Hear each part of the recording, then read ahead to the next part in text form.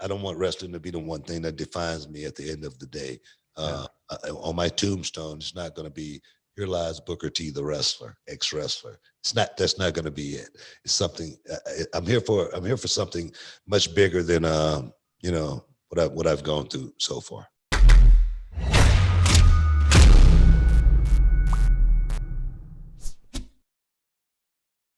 You know, I don't know if everybody knows that Booker T is your actual name. That's not just a great wrestling gimmick name.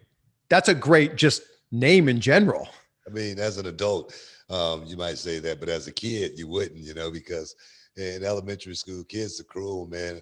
My name was Booger for my first, you know, 1 through 6th grade. And I got so many fights from kids calling me Booger. And I wanted to change my name when I turned 18 years old. And I turned 18 and I didn't do it. And then I became a wrestler. And it seemed like it was fitting. It seemed like the perfect name for professional wrestling. I always tell my students, you have to have a championship name. You know, when you get into the wrestling business, you got to have championship music, you know. So when I got the name Booker T, actually Hot Stuff Eddie Gilbert is the one who suggested I use my real name. And he's the one who gave my brother the name Stevie Ray also. So it just worked out. Yeah, Stevie Ray and Booker T, those are championship names right there. Yeah, definitely. Yeah, that's exactly what I'm talking about. Well, Booker T is also the name of Bad Bunny's latest single. And I'm blown away that this isn't just a name drop in a song. This is an entire song about you. How did this come together? Nah, man, that's just a young kid, man, you know, watching me growing up and just paying homage. And I'm humbled. I'm humble more than anything, you know, because I always say, you know, just you're never going to be the guy that's the center of attention all the time, but to stay relevant is very, very important. And sometimes to stay relevant, you need other people to do it. And so for Bad Bunny to, you know, one of the top artists out there right now, giving me props, it just lets me know that I touched a lot of people in the right way. And that they all, you know, I know it's cliche, but they say that road you travel on the way up is the same road you travel on the way down, you know. So for me, it's always been about just getting the work done, and hopefully I can, you know, let someone have a moment, you know, and in time that they're going to remember for the rest of their lives. And it seems like Bad Bunny remembered a lot of those moments. So it's pretty cool. I feel like I need to translate the song so I can completely understand what he's saying about you. Yeah, right. Exactly. Some of it is hardcore, man.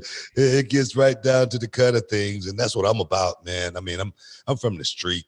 I'm from the ghetto. I came from nothing, and I created, you know, something. But along the ride, I want to bring a whole lot of people along with me. You know, they say the great quarterbacks, you know, when they go to the Hall of Fame, they always take a few people with them. And that's the way I want to be at the end of the day.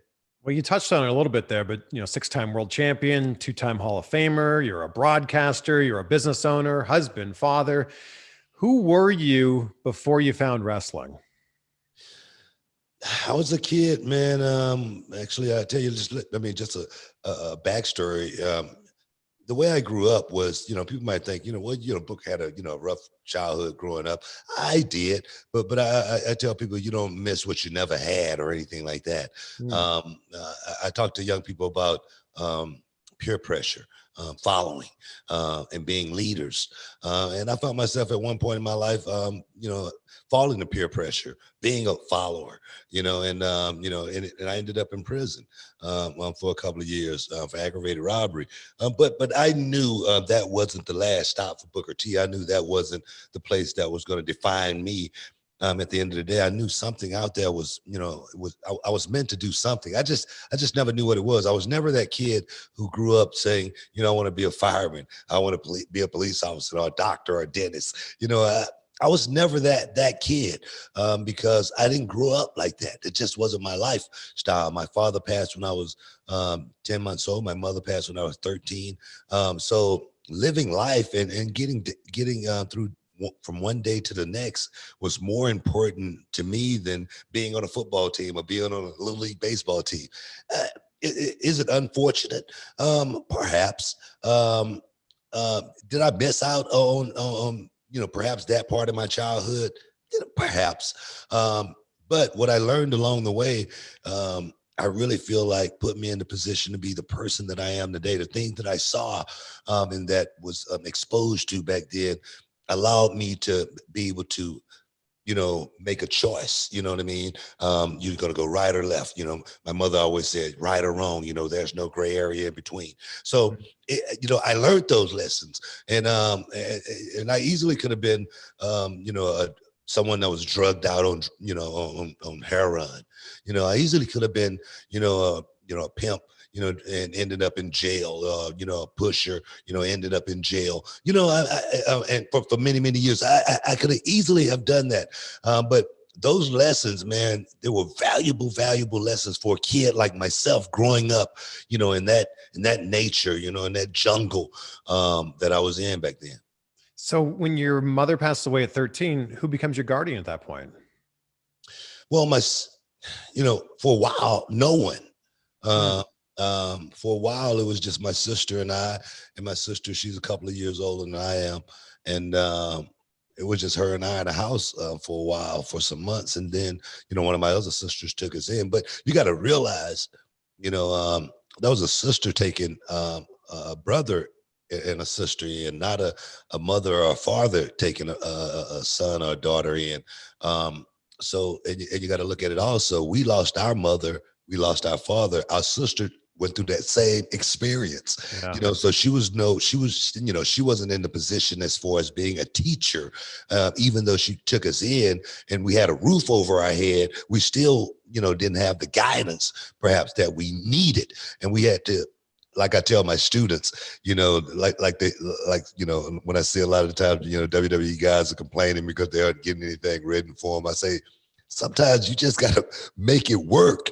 You got to figure it out, and that's what we did. I mean, we had to figure out life, and we had to figure it out on our own, and we had to do it really, really quick. You talk all the time about stay relevant. You say it all the time, and it seems like a simple concept, but what exactly does stay relevant mean to you, both in the ring and outside of the ring? Well, first you got to know exactly where you are in life. You can't live in the past or anything like that. You can't rest on your laurels. You can't, I can't, go throw my Hall of Fame rings up to, these young guys and say, yeah, look at that. You know what I mean? They say, get in the ring and show me something, you know what I mean? Right now, so, I don't live on the past or anything like that. I'm always trying to evolve. I always say, if you don't stay with the times will pass you by. And there again, not being the center of attention all the time, not wanting to be the center of attention all the time, but push the person who needs to be at the center of attention is something that I talk about all the time. I talk about with my students. I say, if I got somebody, or like with these young guys, I say, I'm gonna put you in the driver's seat and let you drive and let me navigate, and I'll get you exactly where we need to get to at the end of the day. So I'm always thinking like that, and what I can do to help, opposed to just thinking about me and what I've done and and who I was, that person. I just don't think you can go through life like that and be able to advance and become something even bigger. I just don't think so. Has that always been part of who you are, or is this something that you've just figured out like kind of later on in your life? No, that's always who I've been. I've never been the bully or anything like that. I love fighting. I love confrontation, but I always want the guy to pick the fight with me first, but everybody else around me, I'm a really nice guy, I'm usually laughing, most of the time, or if I'm ticked off about something, you would know it, I never, try to hide it or anything like that. I try to be one of those, passive types or anything like that. I've just always have been as real as I possibly can be, but in the business, I've always rested on my talent. I always, relied on, how good I was in the ring, and that only.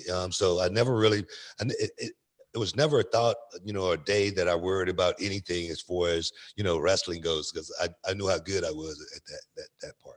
You talk about staying relevant, and look, you have a great mic setup here. You've got like a little studio. It's not just because you have a great mic. It's because you're a radio host. You host the Hall of Fame with Brad Gilmore, Yeah. and this is locally in Houston, right? Yeah, 5 years running, man. 5 years running. That's Brad. amazing. And Congratulations. we've been doing our thing, and it's amazing. The podcast is growing. The YouTube channel, Reality Wrestling YouTube channel, is growing like crazy. And just at the beginning of last year, we were at 100,000. Now we're at 400, almost 20,000 subscribers, and we're going to be at 1 million by the middle of next year, as far as the channel goes. And we just, and the thing is, we're educational, but the thing is with people, man, they want to be able to have some fun, man. They want to be able to laugh. You got to be able to make people feel a certain way in order for them to tune in, and that's what I'm really, really good at more than anything is making people feel a certain way. And that's what I talk about wrestling. Today compared to yesterday, man, I want to see somebody cry. I need a tear to come out of somebody's eye if I was a babyface. And if I was whooping somebody's ass, somebody definitely was going to be crying. So that part for me, the Shakespeare, that part right there is the part that you miss more. The thing that you do on the Hall of Fame is you talk a lot about the current product, and there's so much wrestling that's going on right now. Are you watching just a ton of wrestling every single week? I don't watch it like that. I'll go back and watch YouTube, and I'll watch the highlights, and they'll pretty much tell me exactly what's going on. And then I'll go back and check that person out, because a lot of it is stuff that I don't want to see, really, honestly. But when it's something that intrigues me, it make me go, wow, that was actually really, really cool. Just like the Moxley match that they just had with Kenny Omega. Yeah. That match, people look at it and go, wow, man, that was so awesome. And it was nothing, no more than a throwback to something that we did back in the 90s. It was such a simple concept, but simple works, so much better than going out there and trying to think this thing and come up with something that like we're inventing a wheel or something. It's not gonna work. That's what's different about wrestling yesterday and wrestling today. That one little angle right there with the finish, it made you feel like, oh man, I gotta tune in Tuesday now to Impact and see what's good. So that's what I always look at when I teach wrestling. We do a class, every Thursday night on Zoom, Booker T's Wrestling 101.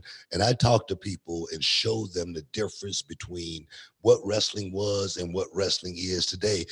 Last week was Dusty Rhodes' Hard Time promo. And that promo, we talk about the promo. And the promo, I said, well, I had about 14 people. I said, what does promo means? And it's only, and one girl goes, to promote. And I go, right. I say to promote what? She say, to promote, the match. And I go, yeah, to promote the match, to promote the show, to promote the organization, to promote the, the company, to promote, my opponent, so she got a whole lot of different things. Everybody got a whole lot of different things there. And Dusty Rhodes showed exactly what it meant to promote everything and make a person that did not have nothing but $20 in their pocket, but they would use half of it to go and buy a ticket to go and see that person who was just talking about them not having anything. And that's what's missing from wrestling today, I think. Feel like we're getting a promo here right now. It's amazing. It's just real talk, man. It's just real talk. Do you think that for example, the Moxley and Omega match, do you think it had to be simple because of the strange time that we're living in right now? Like you could have had a more complex match if you had fans to play off of. I don't think it would have needed more complexity. I think it was perfect. I just think wrestling needs to take a step back to take a step forward. The art of going out and simulating combat is what I think we did best. I think, we're producing a lot of, guys who, right now, they're learning entertainment. We learned how to entertain as well as wrestle, you know what I mean? And that's what, I think is missing. It's just like, just say, for instance, You know, you give a actor a script, and he's a guy that's just been acting for, you know, a year. He's going to take that script and he's going to wonder about it. But you take an actor that's been working 20 years, he's going to take that script and go, oh my God, I'm going to make this something special. You know, that's the difference between actors who are seasoned and actors who are trying to figure it out.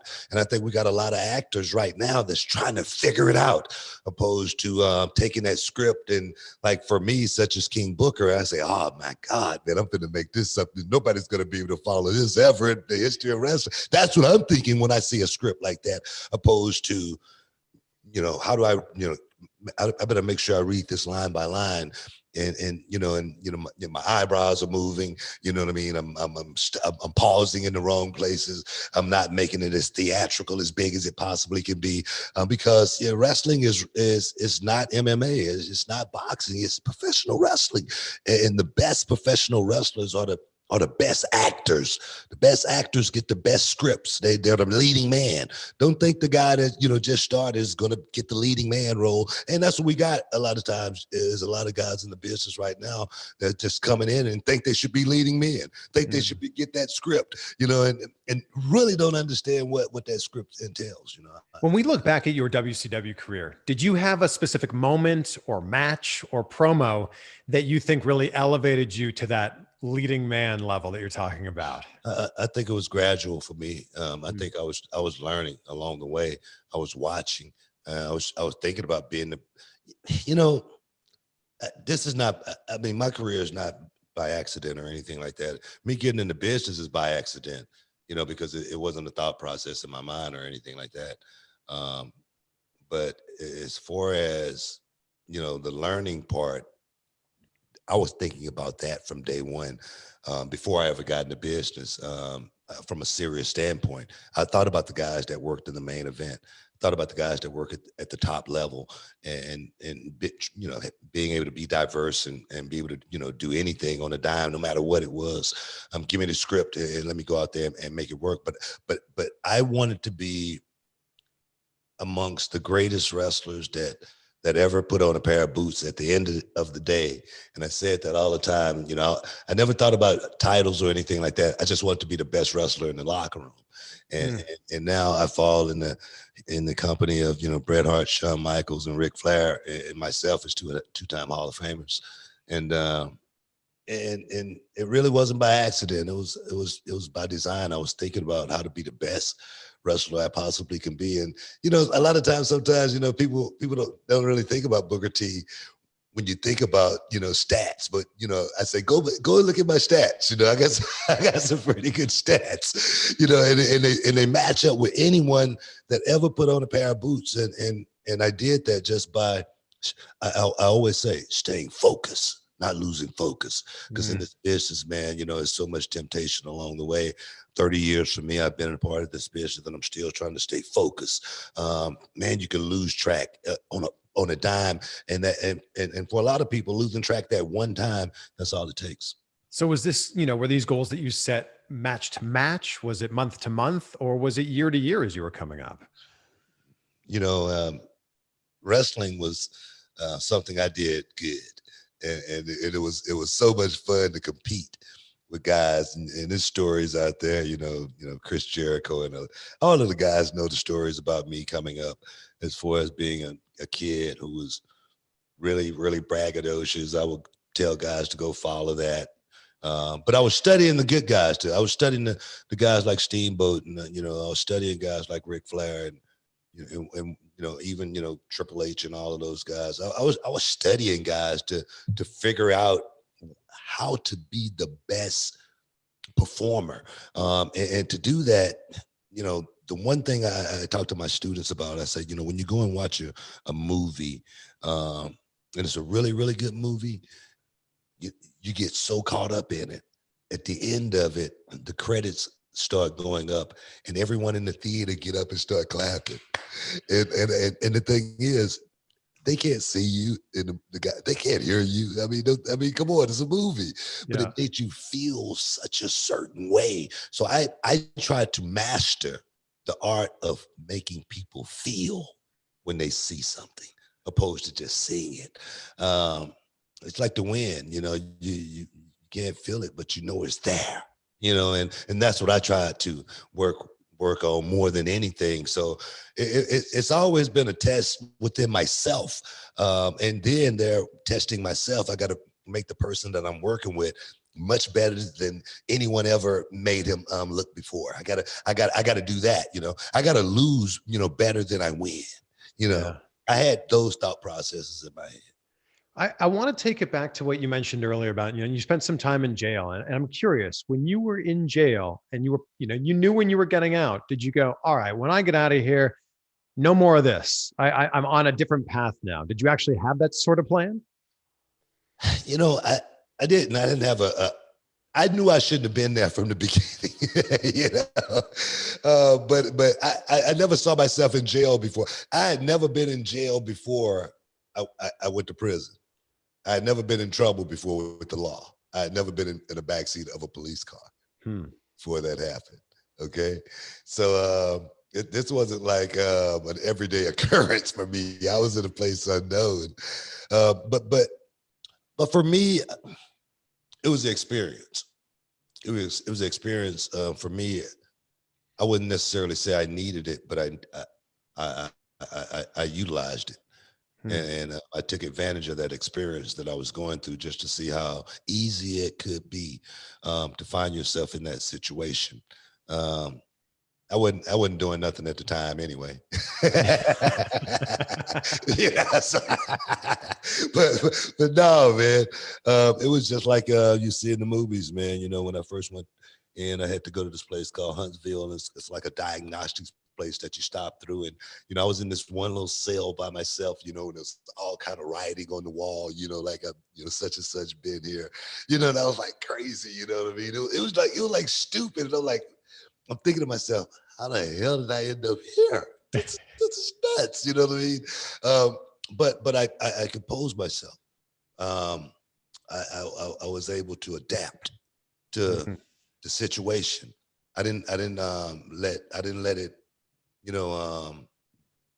anyone see that it bothered me at all. I act like it was, something that it was just something that I was going through at that moment, and I was going to deal with it.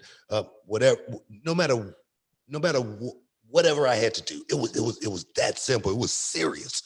Walking through, the little corridor, and cells on both sides. It's just like a movie. It's scary as heck. People coming up to the bars to see a new guy come in. But I must say I didn't have one problem the whole 2 years I was there. I didn't have one problem. I was very, very well respected by the guards. All of my peers that were there, they respected me because I've always been a fighter. I've always been somebody that was willing to fight. Everybody there, kind of like realized what I was about.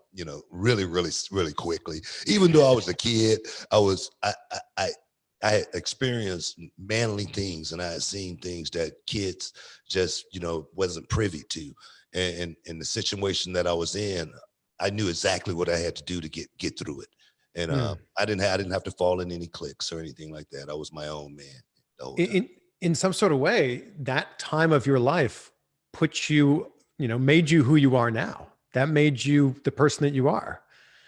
Oh, yeah, in a lot of ways it did. It sculpted me because I learned a lot when I was down there. Talking to it's a lot of smart guys, that's locked up right now. And I'm not saying everybody's innocent or anything like that, but it's a lot of guys that's very, very intelligent, and they taught me some stuff in there.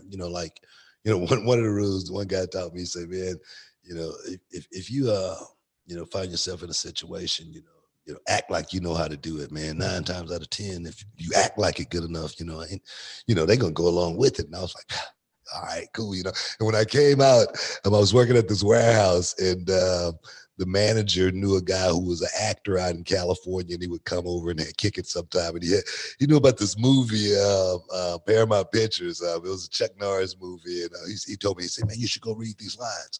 And I was like, "Man, I've never done that before." And I was like, "Man, just go and do it." And then I thought about what the guy told me in prison. So boom, I got in my car, went and drove over to this hotel, read the lines. And literally within about 2 or 3 weeks, I got a phone call for the movie. Wow. But it's the whole idea of fake it till you make it. Yeah, it's crazy. I never, I talk to my students about wrestling too. I said, you don't have to actually know how to wrestle, you just have to act like you know very, very well. I say, just say for instance, you're a guy coming through a hospital, lobby, and you got a white coat and a stethoscope around your neck, and you clean cut, and somebody may ask you for some help, but you're just going to a costume party next door. I say if you look the role and play the role, somebody will look at you as the role. So for me, I never took karate, but I looked at a lot of karate movies. So that's where my wrestling style came from. Muhammad Ali was my favorite, so I knew how to act like I could box. Even though I wasn't a boxer. So you just have to put yourself in the moment and believe in yourself. And a lot of times in order to make it through this life, it's tough. It's the idea of perception is reality, which ties in. Your promotion's called The Reality of Wrestling, which is so funny that if people perceive you to be a good wrestler, all of a sudden you are a good wrestler.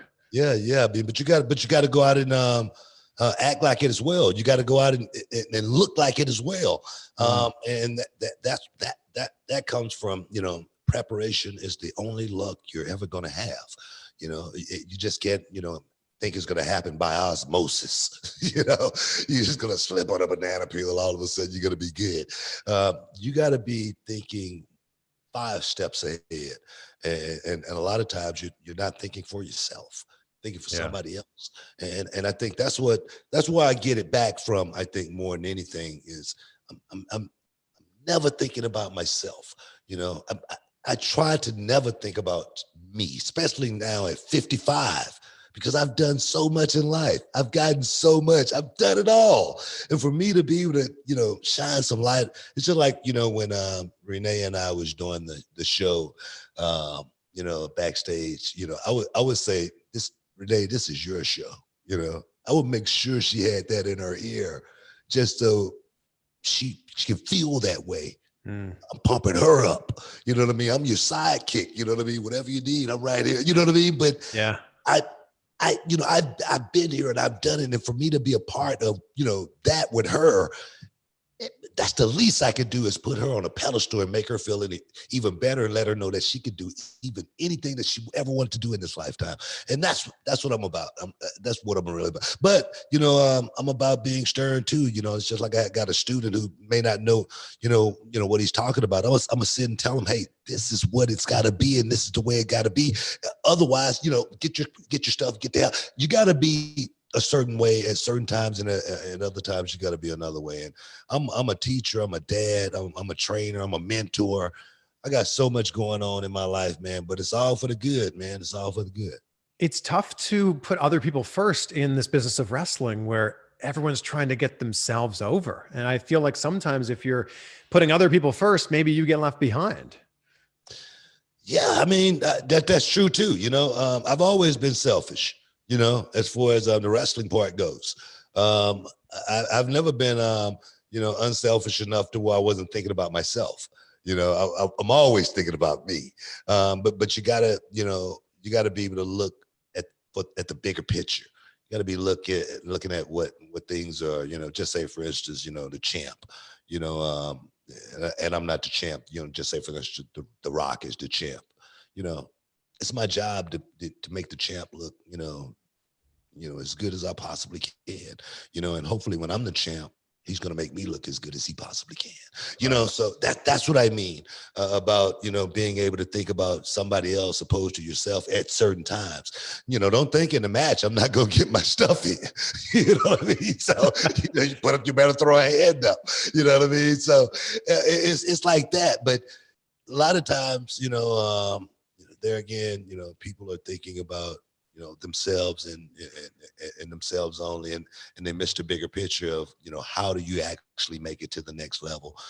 Me coming into from WCW to WWE, I say, man, you got to know how to make it in the locker room before you can make it in the ring. That's interesting. Well, and that's such a good point because so many guys came from WCW and they were so incredibly successful in WCW, came to WWE and just like lost all their momentum. Were you worried that this would happen to you? there again, you got to know how to make it in the locker room before you can make it in the ring. You know, I was talent, you know what I mean? I knew that part, you know, I wasn't worried about, you know, the match with Bagwell or anything like that. I knew I was talent. I knew I came in and they had, you know, plans for me and whatnot, and I was going to be there. But there again, I left all my WCW accolades in WCW, and I came there and I dressed in the locker room with all of the boys, you know, and it might have been 30 of them, you know, more, and after a while, I remember Taker asking me, "Hey man, come dress over here," and it was called the TV locker room, you know, so I got invited into the TV locker room. I didn't just go and dress in the TV locker room. I remember a guy, you know, not too long ago, a couple of years back, and I'm not going to say his name. He lasted in WWE about a year or so. You'll be able to figure it out. And, he came and he dressed. He was in the TV locker room, and I'm wondering in my mind, what the hell is he doing in the TV locker room? And he's hanging out in there with us. You know what I mean? He's kicking it and whatnot. And I told him, yeah, he was talking to me about, you know, the guys in the other locker room. And I was like, man, forget those guys, man. Dress over here, man. I mean, man, who are those guys to tell you what to dress? And all I was doing was just stirring the pot. He didn't know I was getting him in more trouble. Oh, man. And then they ended up firing his ass. And, you know, and he didn't know why he got fired. He didn't even know. He didn't even know he was getting heat, you know, just by being in the TV locker room, and nobody invited him into the TV locker room. Oh, man. You know, when you think of WCW, you're the poster child.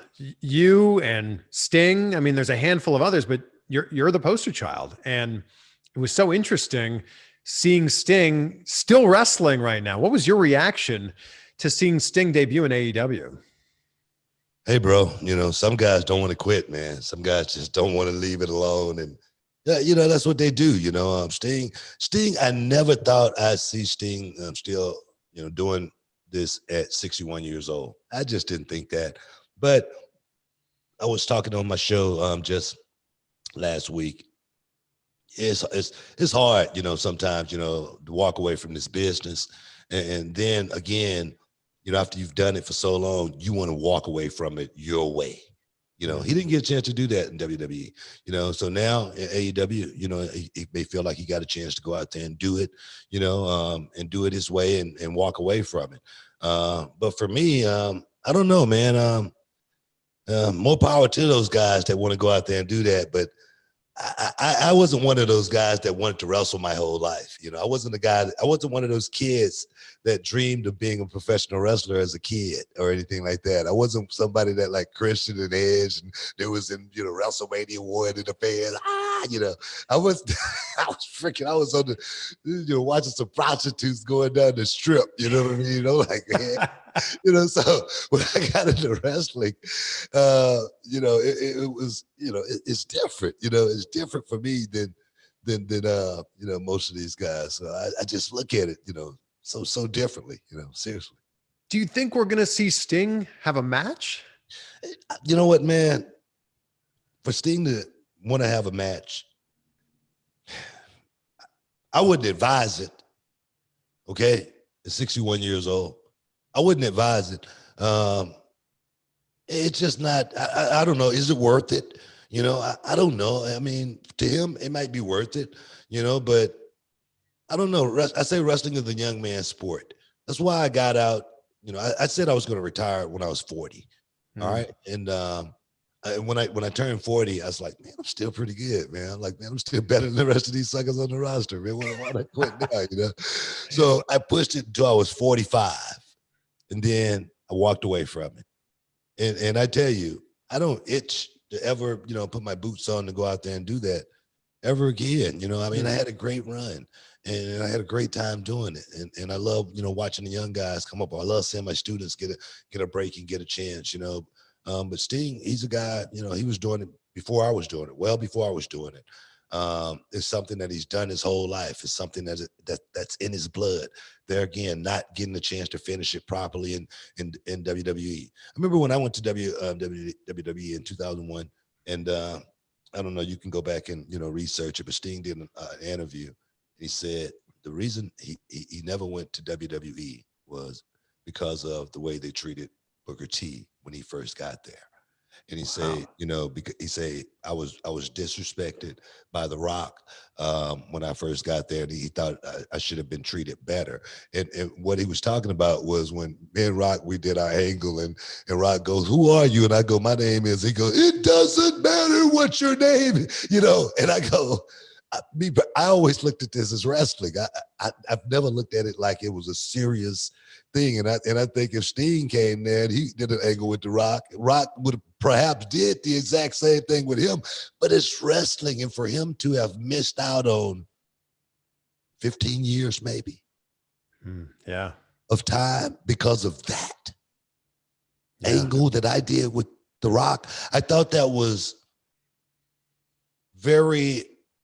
I would, I don't even, what word should I use? Because I don't want to disparage him or anything like that. But I just thought that was a very unwise thing to do. Let's just say that. And miss out on all of that time of living out that Sting dream in the WWE. But I think it was a lot of guys were scared to come to the WWE. Sure.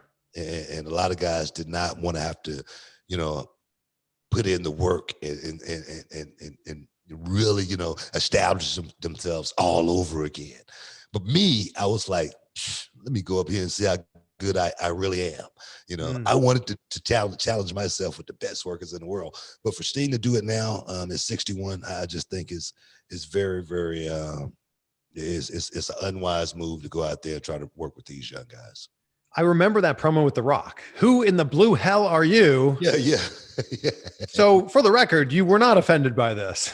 No, man, I've never been offended by anything that I've done in wrestling because it's wrestling. It's not real. It's what we make it. We're entertaining fans, and that's part of his character. And the thing is, I wish it would have been my stick. You know what I mean? I'm serious. I wish I had stole a lot of his lines, man. I'm serious. No, I'm serious. I mean, because I've never been a hater, man. I've never been it's just like, just say, for instance, when Goldberg came in. And Goldberg wasn't a wrestler. He was a guy that was greener than anybody in the locker room. And then all of a sudden, he had the best interests. He had the best music. He was making the most money. And you know what I said? Man, I wish I was him. I'm not gonna say, I wish I would have slipped on a banana peel and got in like that.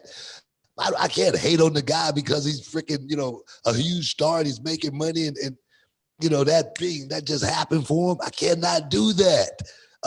Me and Goldberg, him and I, we're the best of friends. We're tight. You know what I mean? Yeah. So that's the way I am when I look at stuff like that. And I always have. Yeah. But you came up with some incredible catchphrases. I still say to this day, tell me you didn't just say that. I mean, say the drama for your mama. I got a bunch of them. You got I never called anyone a sucker until I heard you say it. Shucky ducky quack quack. No, man. My thing is, man, the thing has been a journey for me, like crazy, man. The times I've had on the road, it's been the greatest times in the world. So it's been great for me, But nah, man, I like I say again, as far as Sting go, I hope he have a great run and finish this thing out the way he really want to finish it. But there again, it could be a rocky road. I'm really curious to know who had the bookend / rock bottom first. I know that became a part of your storyline with The Rock. Yeah, I had it first. I'm not going to sit here and dispute, try to go back and forth, if it's disputed or undisputed or not. I was the one who came up with the bookend. I didn't call it the bookend. And then I picked the name up. The Rock stole it, just like The Rock stole a bunch of my catchphrases. Yeah. I'm serious. He really did. What other catchphrases did he steal? You know what? I'm not going to go there. Because that's like those untold stories, unwritten rules, stuff like that. That we don't put out there. Locker room stuff. That's very interesting. Okay. Wait a minute. If you smell what I'm cooking. Oh, no.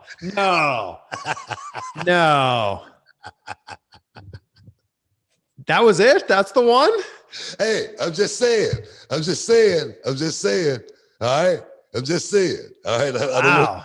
I don't want to start nothing. You didn't hear me say anything other than, you know. You know, you mentioned the King Booker storyline, which was so fantastic, especially because, you know, you had Queen Charmelle. I always wondered, did Charmelle want to be an on-screen character, or is that something that just kind of happened? No, I mean, I was gonna quit WWE back in 2006. I was leaving the business, and it's because Charmelle and I got married, and I didn't want to be on the road, and Charmelle being home. And I talked to them about it. I told them, hey man, and they said, why don't we hire Charmelle? And I was like, that'll solve a whole lot, And Yeah. they hired Charmelle, and she came on the road, and it kind of manifested as far as the King Booker Queen Charmelle thing, just because I call Charmelle Queen all the time. That's the way I represent her out in the world around people. And they kind of got wind of it, and she always wore the gowns, former Miss Black America.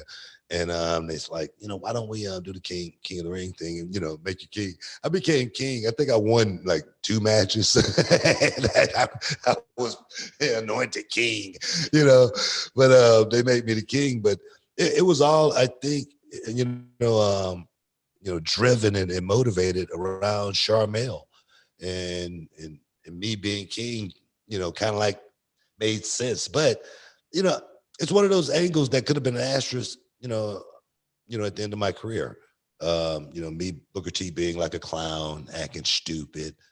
So it was really up to me what I made, of King Booker, to how my legacy was remembered, especially with everything else that I did, because I knew people were going to remember me at the end with a crown and a cape on, and it could have been something that was not really looked at kindly, from a lot of my fans. So it was up to me to make King Booker something really, really special, that when people remember it, they go, man, King Booker was badass. Nobody was better than King Booker. You know what I mean? He was the best king of all times. So I really put in work to make King Booker the most memorable king out of all the kings that ever wore the crown and sat on the throne. Where did you come up with the accent? I don't know. I just thought a king should have a British accent. And I love James Bond. The pinky finger was, kind of like paying homage to Macho Man Savage, put the finger up, so I wanted to put the pinky finger up. I want to do the twirl like Macho Man, and but I wanted the king to be, the king was such a real character, because, I did a lot of like stupid stuff, but the king was like the most dangerous person, in the kingdom. When you got in the ring, he had to humble you. He had to really beat you up. And at that point in time, I don't think I was, I was at my best as far as going out and really performing and accenting and executing everything to where you looked at it and go, man, this dude's badass. So, and I got it, and I just had the right people to work with at that time too, the Bobby Lashley's, the Batistas, big guys that I can go out there and really enhance, them and the way they worked as well. So it was just a great time in my career to be able to go out and perform. Every time I did it, I was thinking about Hollywood. Some director was looking at this, and so somebody was going to be calling me. That was part of the gimmick, that you worked it into the gimmick. I'm serious. So Yeah. It was so great for me to be able to, explore and see how good I really was at making people believe. And I tell you, that character, I don't think I paid for a meal for a year straight. I don't think I went anywhere and paid for a drink if I went to a bar and sat down. And, anywhere I went, people actually really treated me like I was a real king. It was the craziest thing, the craziest time I ever had in this business. Crazy. Wow.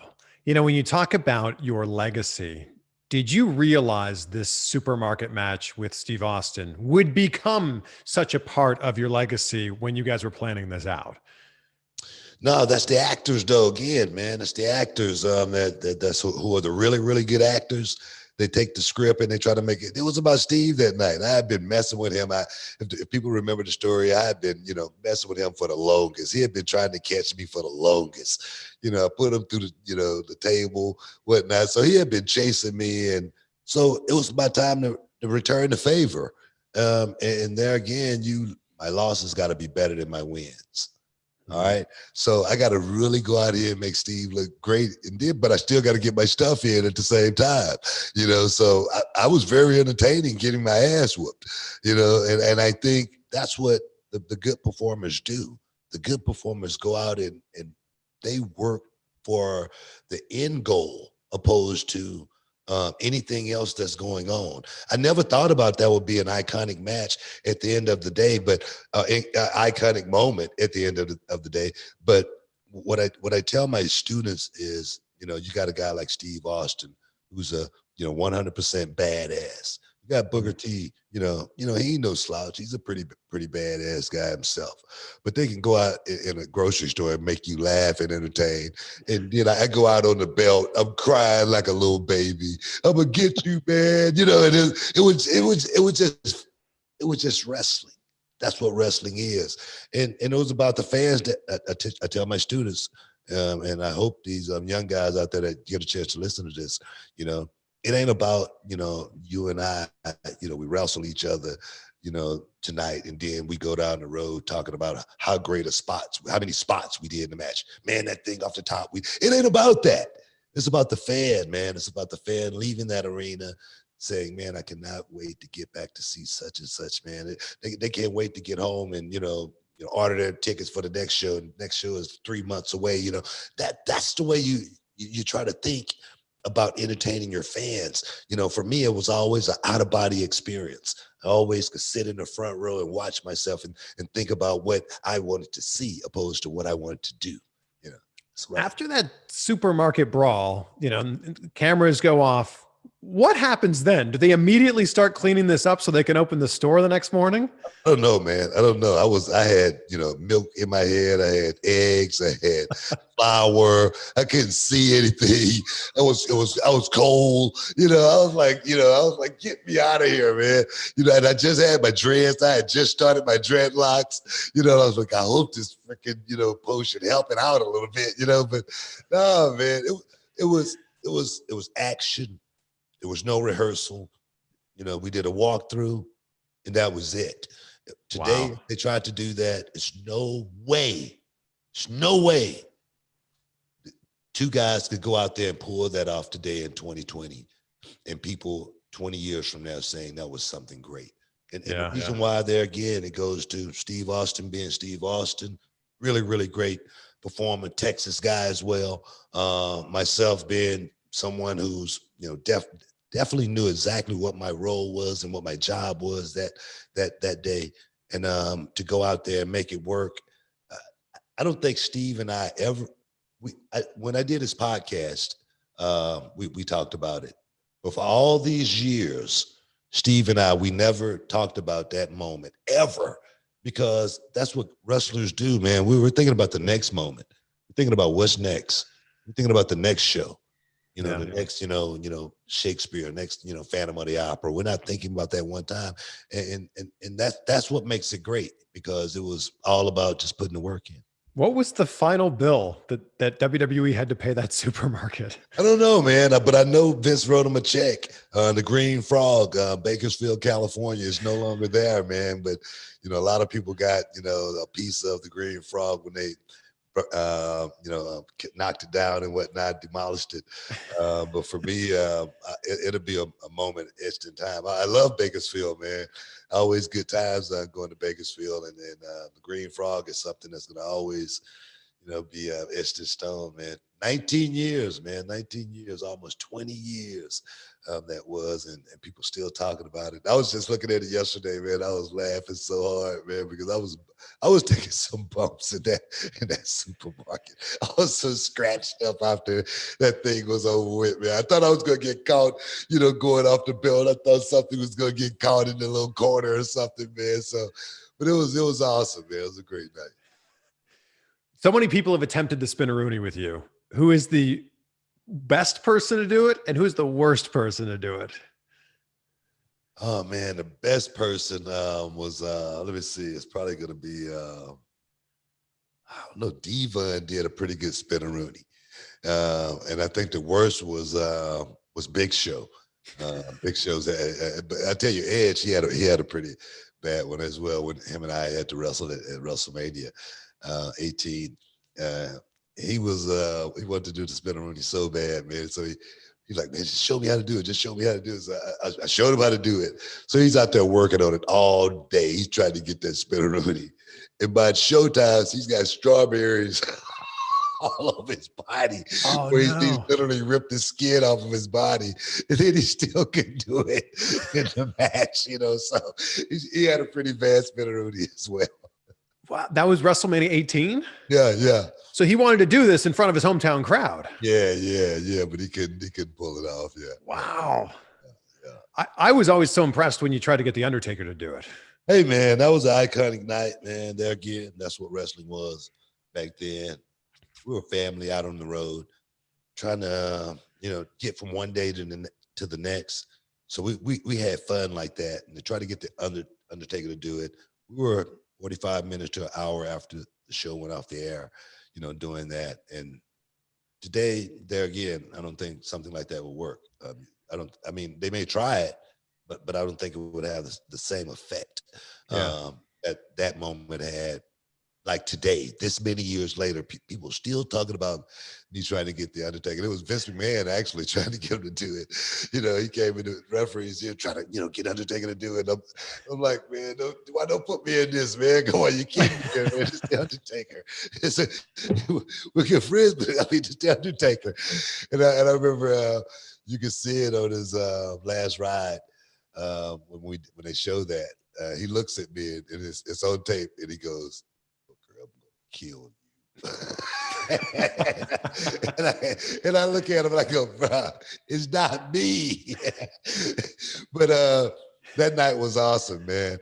To actually, it's crazy. I've been a part of so many moments in this business, man. I've seen so many things, man, from the Shockmaster coming out to that moment with the Undertaker, man, to being in the ring with the Road Warriors, to to being in the ring with The Rock. It's been such an amazing career to have seen so much, man. I tell you, man, I ask God all the time. I still wonder why. Wow. Why this many years later? I still ask, why me? Why me? Even now to this day, today, I was saying it today, man, why me? Why do I get blessed so much? Why do God bless me so much? It's the craziest thing, man. But I just keep giving the blessings, giving them out, man. We're going through some crazy times right now with this COVID things, people out of work, food banks, lines are so long, people just need a helping hand. You see the guy on the corner, with the sign, he just need a beer, and every time I see somebody on the corner, man, I got to go in my pocket, man, and, give them a little bit of something, it's the least I could do. It's the least I could do. If I got a kid that, need some help, some advice, call me and let's talk about it. My mother always said, it doesn't cost you anything to be nice to people. It doesn't cost you not one thing to be nice to people. And I think if we had a whole lot more of that, man, this place, we would be in such a better place in this world, man. If we just had people just think that way only. It doesn't cost you anything to be nice to people. This world would be such a peaceful place to be in, man. It really would. Yeah. I would have to think you're blessed with all of this because you work your ass off. That's exactly why. I don't know, man. I don't. I work hard, but what I do now is not hard work, man. It's the easiest. Being in the wrestling business has been the easiest thing in the world, man. I swear. I tell people all the time, like when I got in the wrestling business, I say I used to work for a living. I'm serious. Since I've been in wrestling, man, since I've been 25 years old, I don't really consider what I've done as work. I consider it as doing my job. You know what I mean? And Yeah. I love what I do.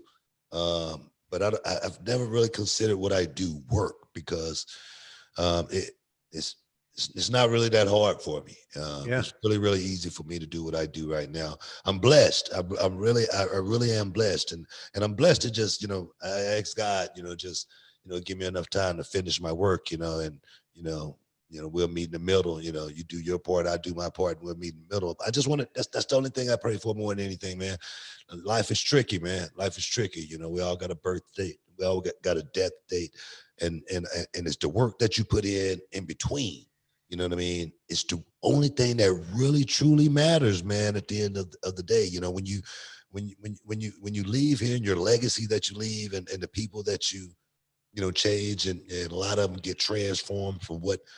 Just like for instance, for me, the ring I wear, guy by the name of Paul Bosch, Aggressive Amateur Boxing Association. He used to always, gear kids towards that. He used to say, a kid can't open a knife or fire a gun with boxing gloves on. He used to, he was the founder of the Boys and Girls Club here. I remember that. I praise him all the time. And people are going to remember you when you leave this earth. They're going to praise you or not. And that's at the end of the day, that's the only thing that you're going to have. I heard a great quote that reminds me of this. It's life is the C between the B and D. Life is the choice between your birth and your death. It's true. It's true. And I live by that, those words, those sentiments, just because, I come from humble beginnings. People, hang around me, like it's like Peter Rosenberg, Sam Roberts. They say, man, you're the only Hall of Famer I know that just act like, you're just a regular person, you know what I mean? And I'm like, I am a regular person. What are you talking about? I can't, I say it all the time, when people are around me and they look up to me, they feel a certain way about me and they've never met me before, and then they meet me and I'm an asshole to them. I say, they're going to remember that for the rest of their life. I say, but they're going to remember you if you was cool too. I say, what's the hurt? You know what I mean? Of making that person feel a certain way when he leave. You know what I mean? It's like when I go to an autograph signing, I try to make sure everybody that come through that line feels special when they leave, and the thoughts that they had about Booker T before is amplified 10 degrees. They said, man, I never would imagine, he was like that. You know what I mean? So, and it didn't cost me anything to do that other than a little energy, that's about it. That's how exactly I feel right now. I had the pleasure of meeting you. I think it was about 5 years ago. It was at Marlins Park. Yeah. When they had the, remember that? I met you very briefly there. You were so kind and so nice. I always wanted to be able to share a conversation like this with you. And this well exceeded any expectations that I might have had. So I want to thank you for that. Oh, you're welcome, man. You're welcome. Like I say, goes by those rules my mother taught me, man. Those rules got me through life, man. They really did. Those little bitty simple rules. Please, thank you. Yes, ma'am. No, sir. Those things got me through life, man. And so my pleasure. You seem like someone who's very appreciative of all of the opportunities that you've had in your life. And I'm a big person when it comes to gratitude. So I end every interview by asking you, what are 3 things that you're grateful for in your life right now? Man, 3 things I'm grateful for. My wife, my kids, and my health. That's it. Those 3 things right there is what keeps me grounded, what keeps me focused, motivated, driven. because I need all of them in order for, everything to work properly. Yeah. And if my health, that's why I say, I don't ask God for money or anything like that. I say, God, just give me my legs. I'll make the money, I'll be able to take care of my family. If you just give me my legs, and let me be able to go out and, take care of it. So I don't ask for much. I really don't. There again, life has been, great for me. I've been given so much and I'm humbled. I really am. Every time I walk out of my house, and I see where I live and I go, wow, man, how did this happen to me? You know what I mean? So, because I come from nothing, I really do. I come from nothing and I'm least likely to have succeeded in this life the way I have. But God had God's got a bigger plan for me. Wrestling has been great for me too. But I still look at wrestling like it's just been a tool. It's not, I don't want wrestling to be the one thing that defines me at the end of the day. On my tombstone, it's not going to be, here lies Booker T, the wrestler, ex-wrestler. That's not going to be it. It's something I'm here for something much bigger than, what I've gone through so far. Are you still looking at running for mayor of Houston? Is that still something you're interested in? That's my ultimate goal, man. Just because I tell you, man, it's about the people, man. They want me to do it. They want me to represent them. And that's there again. I say, why? Why do you want Booker T to represent you? Are you crazy? What are you talking about here? But I got a good heart, and I got a good feel as far as people go. I always know that I'm not the smartest person in the room.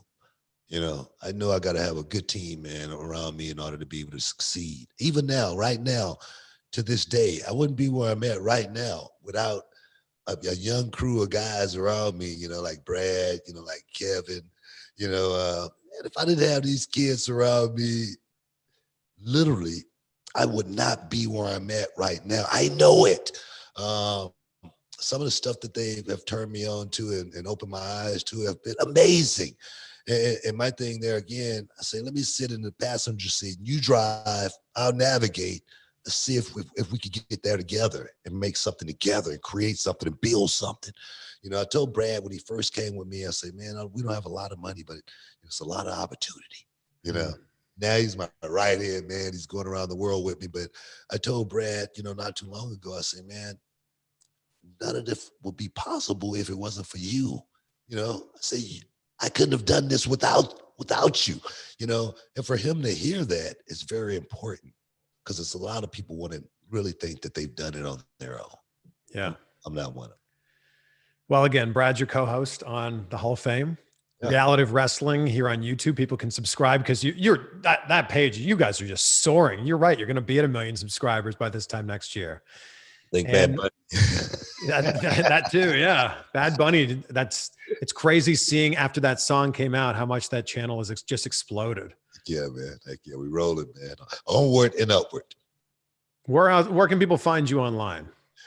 Oh man, of course, ESPN 97.5 every Monday and Wednesday. Of course, you can catch the podcast Monday and Wednesday. Also, we do it live. You can check your local listings. We put something out on Twitter, Booker T5X on Twitter, Instagram, as well as Reality of Wrestling / YouTube on YouTube. You can check us out on there as well. We're out there doing our thing, man. Doing it like it's supposed to be done. Making all them suckers bow down. Making them pay my son. Making them say, Daddy, I don't want that. I had enough. Shucky, ducky, quack, quack. And we out of here.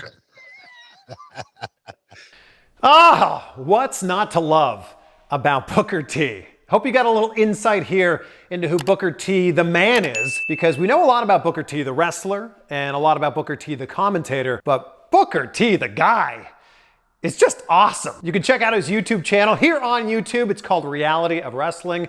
I will link that below. You can also check out his podcast with Brad Gilmore called The Hall of Fame. And hey, while we're talking about podcasts, a lot of people are like, CVV, these interviews are too long. And then there's some people that are like, CVV, these interviews are too short. Well, either way, I understand that watching a video, whether it's an hour like this one or 25 minutes like the interview with the Young Bucks was, I get that that's a long time to spend on YouTube, and I'm super grateful that you do that.